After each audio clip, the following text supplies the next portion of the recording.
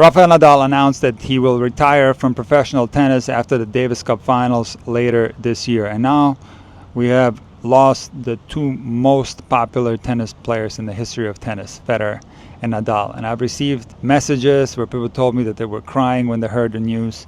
And I was sad, and I'm still a little bit sad. But I dedicated my life to the game of tennis, and I'm always going to follow the game of tennis, even though my favorite player is not going to play anymore. So it's time to look forward to the future. And it is clear to me that the future of tennis is Novak Djokovic. Now I know what you're thinking, Nick, you have lost your mind. Novak Djokovic is 37 years old. He announced that he doesn't care about rankings anymore. He's only going to play a few tournaments. Well, hear me out.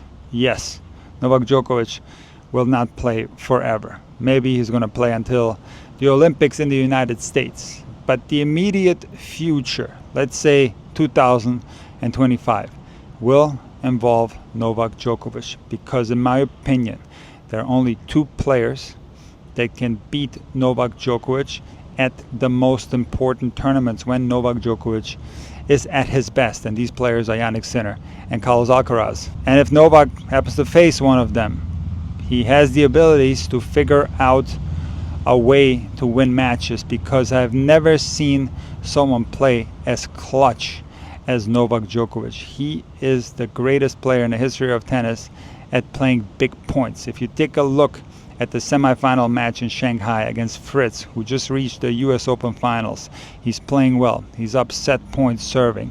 Novak Djokovic just refuses to miss the ball in the most important stages of matches. And recently, there was a statement by Wilander that went viral, where he was claiming that Jannik Sinner and Carlos Alcaraz at their best show a level that's better than the big three. And this caused a lot of stir. There were some people that agreed with this statement. There were a lot of people that disagreed with it. I made a video on it and got a lot of traction. There were a lot of people in the comments arguing over this statement. But the way I define level is playing your best tennis when it matters the most. And Novak Djokovic just has this ability to play his absolute best tennis when it matters the most, when the match is extremely close. In other words, he plays the big points better than anyone else. And he has the ability, he's proven it, to play the big points better than even someone like Sinner and Alcaraz, who have this unbelievable firepower. That yes, this firepower is greater than Djokovic, but Djokovic can hang in with these guys. He's got firepower himself. He's improved his serve tremendously, and he can also create a lot of pressure from the baseline. And when he's able to get the match where he wants it to be, he has this amazing ability to win the crucial points, and that's how he wins the most important matches and the most important titles. And see, the thing about Novak this year,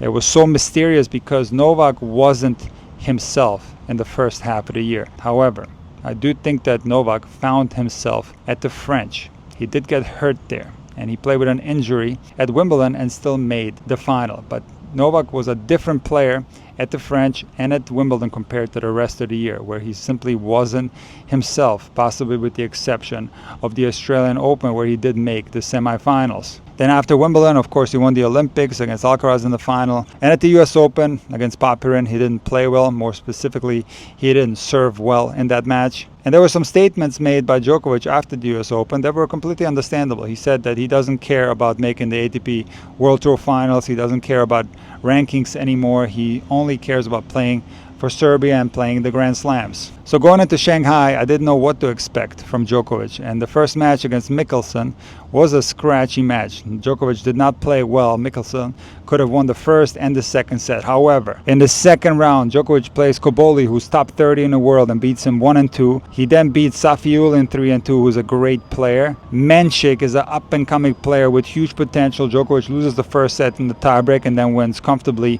1-4. And against Fritz, who is 0-9 against Djokovic, who played a really good match, could have won that second set. Djokovic won the clutch points, and now he's 10-0 against Fritz. So to me, it's so impressive that Novak Djokovic at the age of 37 still has the motivation, after winning every single title that he can possibly win, to go through these matches and fight his way into the final. You watch that tiebreak against Fritz, the way he was running down balls. It's absolutely incredible, and it's mind-boggling, quite honestly, because I can't think of any other athlete to continue to do this so late in their career, but Novak Djokovic still wants it really bad. Now his opponent in the final is Jannik Sinner, who is playing GOAT level tennis this year. Apart from the middle of the season where his head wasn't 100% on tennis, where he wasn't at his best, he still made the semis at the French and the quarters at Wimbledon. Apart from that, Jannik Sinner has been dominating the entire year. He's clearly the best player in the world in 2024. And what surprised me with Sinner in this tournament is how comfortably he beat Medvedev. He took him out 1-4. And Medvedev, after the US Open,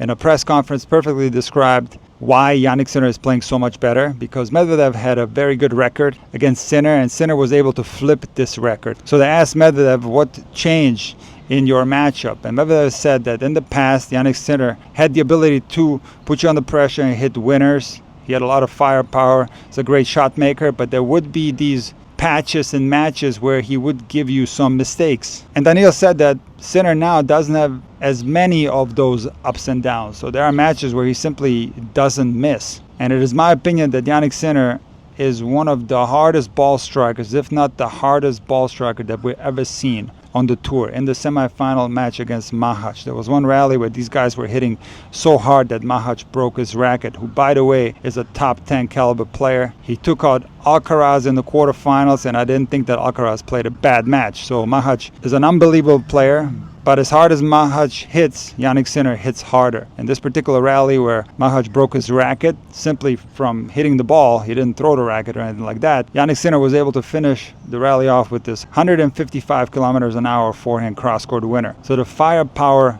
is incredible, but I do believe that Jannik Sinner plays high percentage tennis. So he's not just out there blasting the ball wildly, he does pick his moments to go hard, and he doesn't make nearly as many mistakes as he used to. And this all started at the Davis Cup last year. This is where the Sinner dominance has begun, and I don't think it will end for a while. Jannik Sinner will only get better because there is still room for improvement in his game. Later we're going to go through strengths and weaknesses comparing Djokovic and Sinner for the final. So my prediction is that Novak Djokovic is going to find a way to win this match tomorrow. And I know a lot of you guys will say that Novak Djokovic will get blown off the court, and that could happen, no doubt about it. But I think one additional quality of Djokovic that's not often talked about is how he figures out to beat players that he used to lose to. So remember when Djokovic lost to Alcaraz in the Wimbledon final and then beat him a few weeks later at the Olympics? Well, Novak Djokovic lost two really important matches to Sinner. One at the Davis Cup, which I think hurt Djokovic a lot because he had match points in this match. He was up love 40 on Sinner's serve, up 5-4 in the third set. And then the semifinal match at the Australian Open where Sinner outplayed Djokovic in the first two sets, and then Djokovic started to play better in the third. I think Novak Djokovic is really good at figuring out why he loses matches to certain players and is able to make corrections. So my prediction is that Novak Djokovic will beat Sinner tomorrow in a tight match and take the Shanghai title. Now let's quickly go through the strengths and weaknesses. These are always interesting. So the forehand, that's a tough one. I'm going to give both guys a check mark here. The backhand, I do think that Djokovic has the best two-handed backhand in the history of tennis. It's him and Agassi at the very top. You can make an argument on who has a better one. And Sinner's backhand is just simply spectacular. The way he can hit winners on the run, the way he can hit down the line, cross court. He also puts a lot of margin on his backhand and he keep it a high percentage shot. So I'm actually going to give both guys a check mark for the backhand.